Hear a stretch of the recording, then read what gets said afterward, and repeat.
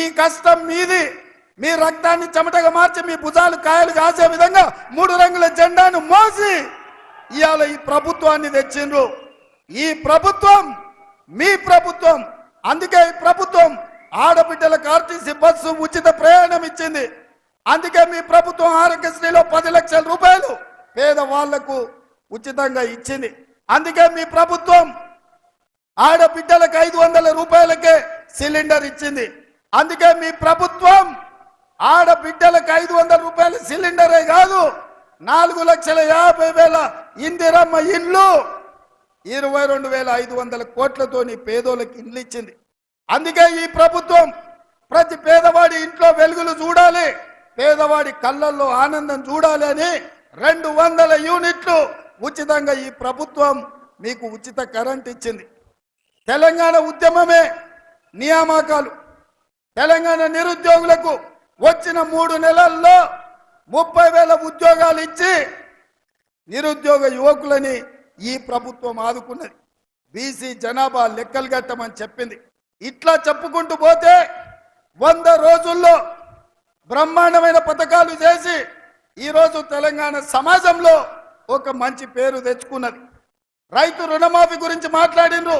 నేను మళ్ళొక్కసారి హుజూరాబాద్ వేదిక మీద నుంచి తెలంగాణ రైతాంగానికి మాట ఇస్తున్నా. రామప్ప దేవాలయంలో ఉన్న శివుడి సాక్షిగా నేను మాట ఇస్తున్నా. 15 ఆగస్టు లోపల ఈ రాష్ట్రంలో ఉండే రైతాంగానికి మొత్తం రుణమాఫీ చేస్తా. మీకు రుణపడి ఉన్నది మా ప్రభుత్వం. మీ రుణం తీర్చుకున్న బాధ్యత ఈ ప్రభుత్వాది. అందుకే 15 ఆగస్టు లోపల ప్రతి కార్యకర్తకు నేను చెప్తున్నా, తండాలలో, గూడాలలో, మారుమూల పల్లెల్లో ప్రతి ఇంటికి పోండి, ప్రతి తలుపు తట్టండి, ప్రతి గుండెకు చేరండి, ప్రతి రైతుకు చెప్పండి 15 ఆగస్టు లోపల మా రేవంత్ అన్న మీ రైతు రుణమాఫీ చేస్తాడని చెప్పండి. లేకపోతే ఈ ప్రభుత్వం ఉండి కూడా ఉపయోగం లేదని నేను భావిస్తున్నా. అందుకే సోదరులారా, మీ ఆకాంక్షలు నెరవేర్చే బాధ్యత మనది. ఇవాళ వెల్జాల రాజేందర్ రావును కరీంనగర్ పార్లమెంటు నియోజకవర్గం నుంచి 1,00,000 మెజార్టీతో గెలిపించండి. గుండు అరగుండు మనకి ఇచ్చింది ఏంది లేదు. నరేంద్ర మోడీ ఇచ్చింది ఏందంటే, నరేంద్ర మోడీ ఇచ్చింది ఈ గాడిద గుడ్డు మాత్రమే.